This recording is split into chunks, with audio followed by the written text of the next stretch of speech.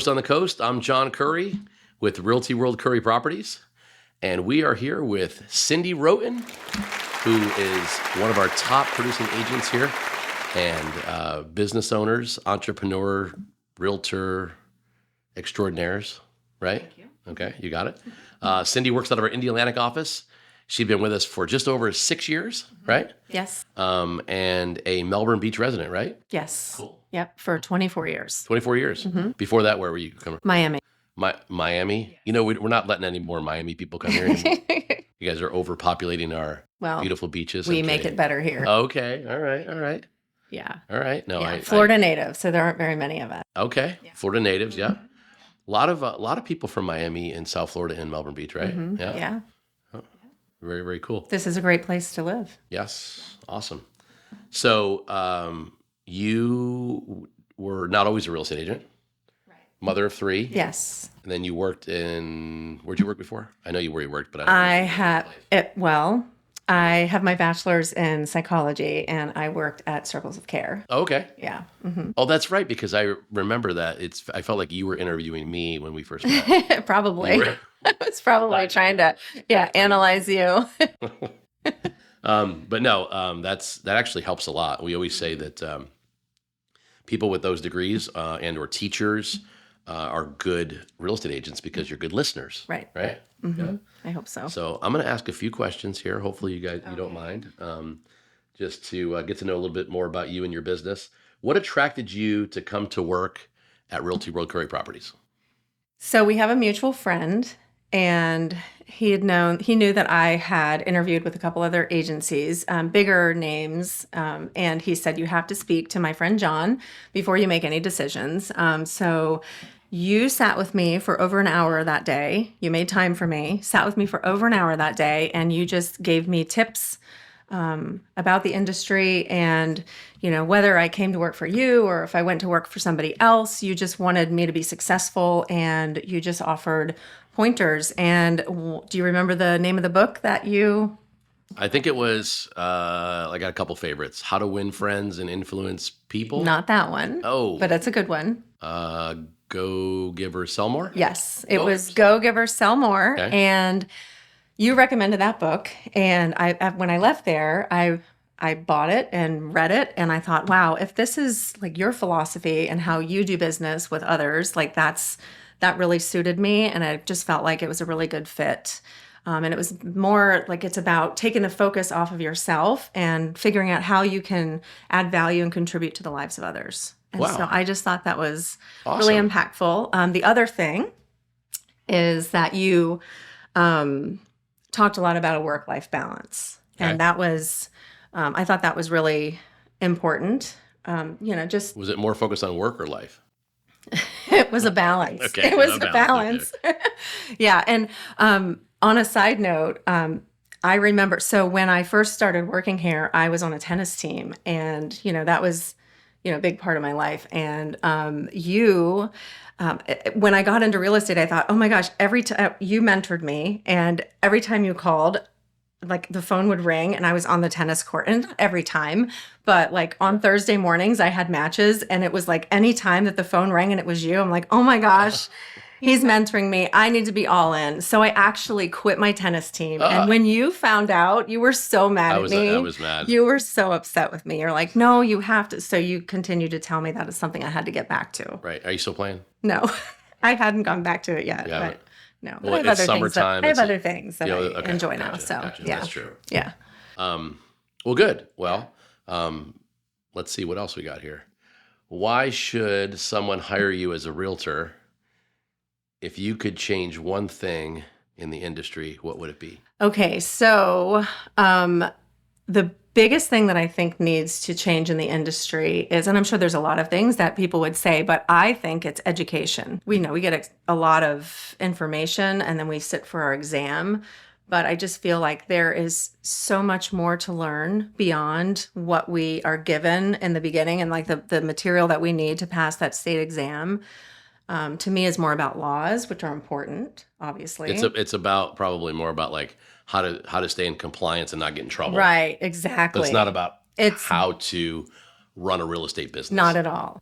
you have to be in the trenches. Like, so there's no education that's really going to teach you like how to be a good realtor, but it's kind of like OJT, or like on the job training, it right? really So you kind of like, is. there's the hybrid of learning about the business and then being in the field, right? Right. So do you feel like, there needs to be a second level of training, if you will, or the training needs to not be about writing contracts. It needs to be about interacting with people, how to solve problems. There's so many, and I'm sure like you've been in the business for so many years, and I've talked to other seasoned agents as well that have said even after 20 years in the business, they're still learning new things. So there's always new things to learn, and there's always changes in our industry, that are happening that we need to stay on top of. But having a brokerage that's there for us, which you guys are, Thank we you. have a very good support system. And I've never felt like I was thrown to the wolves. I always felt like even if I didn't have the answer, I'd never tell a client. They always say, fake it till you make it. Well, to a point, but Right. never with information that's so important about, purchasing a home. Right. So I would always say, I don't know. And then I would, find the answer. Now, and I know we've gone on like some listing appointments together and stuff like that, right? And I've asked you to come with me on some things. So I always find value in also having some people in the office team up with each other, right? Sometimes you have a client that will be like a certain personality or a certain way, and you know that they're going to probably put you in a corner. So you're like, Right. will you come with me? Or Right. Maybe they vice versa. respond better They respond to better somebody to else. certain, yeah. So I know we've teamed up with each other as well, and I think it's Yeah. been very successful, right? Yeah. And it's funny because of the dozens and dozens of homes that you've sold, it seems like we still have questions. Yes. Right. Yeah. And so we try to do a really good job with making sure that we do role playing, that we bring people, I don't stay in the office as a broker and just kind of like sit around and wait for people to come to me. I like to be out in the field, and Right. we do Starbucks every couple of weeks. We get together and we meet and we go over things, and it helps us, helps me too, right? Because it helps me know what you want to learn about. Right. It helps me know what do the agents want to be trained about. Sure. Because what I think you want to be trained on may be something different than you really want, right? And then, it allows us to be better, not only salespeople, better realtors, better listeners, right? Our realtor organization offers designations, certifications, and there's different ways that we as agents can continue to educate ourselves even outside of what you guys are offering us. And so I have a few designations. What are those?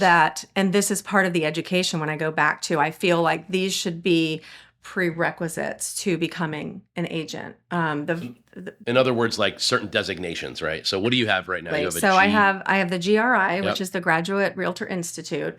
And that is a 3-series course. And it really just teaches you it teaches you so much, but it teaches you how to run a business too. Right. Not just about the client and the process, but it teaches you how to run your business. The other one that I have, the most recent one, in light of the new changes coming up, are the ABR. So the accredited buyer representative. Also, another huge one that every realtor should have under their belt.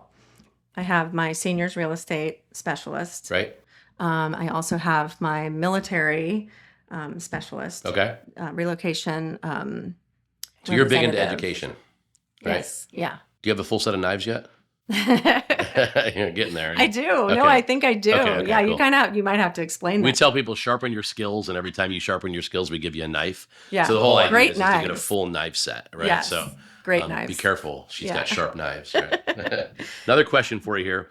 We'll move into the next one. What separates Realty World Curri Properties from other agencies that you know of? Okay, so first of all, I feel like I'm part of a team. I'm an independent contractor, but I feel like I'm a part of a team. I always can rely on other agents in the office. If I'm busy, I have somebody that can go run and show a property. Occasionally we take vacations. If we go out of town, we have somebody that can kind of fill in for us. So that's huge because I don't think a lot of other agencies have that. And it's not necessarily for monetary reasons, right?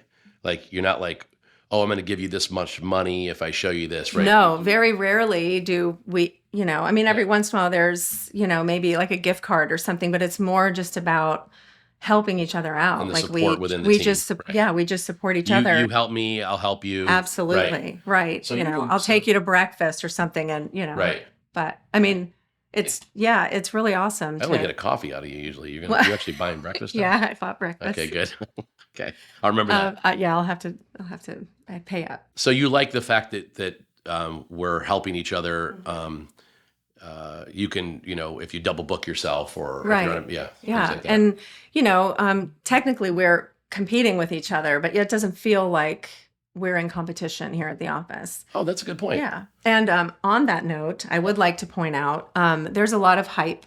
Other agencies talk about competing brokers. Okay. And I propose that we change that name to a practicing broker as opposed to competing, because I find such value in you being out in the trenches with us, especially in light of the changes that are about to happen in our industry with the buyer broker agreement and just the different things that are, all of our listing agreements are changing. We just have a lot of changes coming up. You're out there, you're living it with us.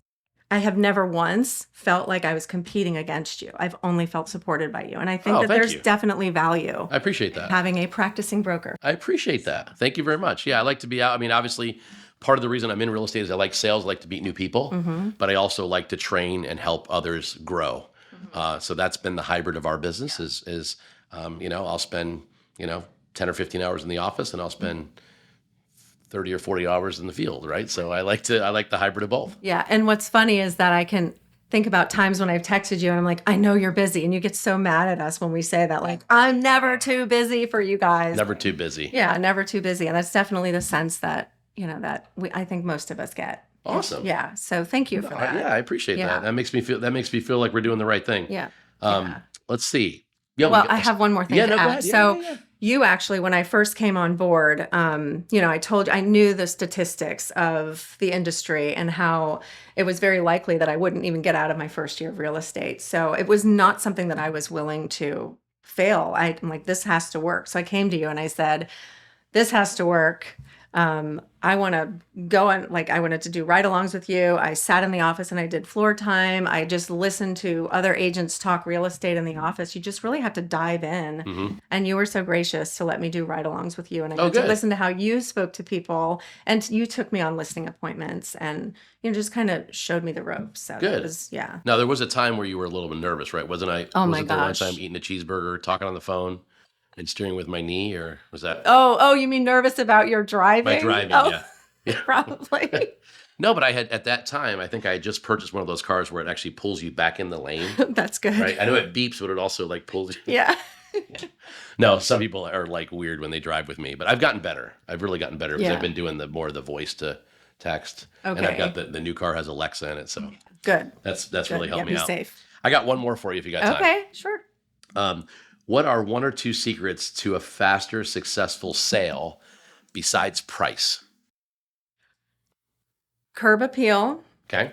And staging. So outside of the home, inside of the home. So the moment your buyer drives up to the home, the showing has begun.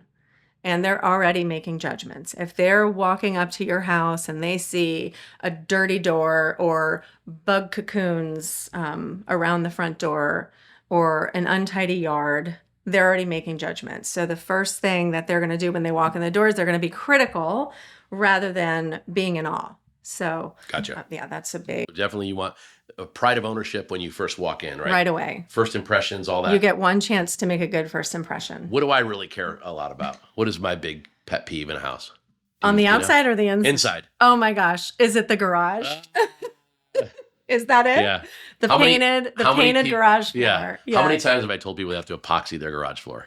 I don't even know how many times. Where it started was if you have a laundry room in your garage. Uh-huh. You know how you walk from your house into the garage and then you get the sandy dust on your feet when you walk into the... Oh, yeah. Yeah. So I'm I want people to feel like they're still in the house when they walk out. So that's where I started the whole epoxy floor And thing. I've actually kind of adopted that too. So whenever I am showing a home and there's that epoxy floor, I always think of you. And I'm like, oh, John would really be proud. Like he would love this house. He would be really proud of you as the seller. So I do. I think at some point I'm destined just to live in a garage. Maybe that's Yeah. what I really want to just live in a garage. Well, thank you so much. You're welcome. Thank you. We always learn so much from you. Love having you in the office. We like to turn real estate agents into team leaders and team leaders into their own brokers here at Realty World Curri Properties. And until next time, this is Toast on the Coast. And next time, maybe we'll share some toast. Only if we have some butter. 10-4. I like it. See ya.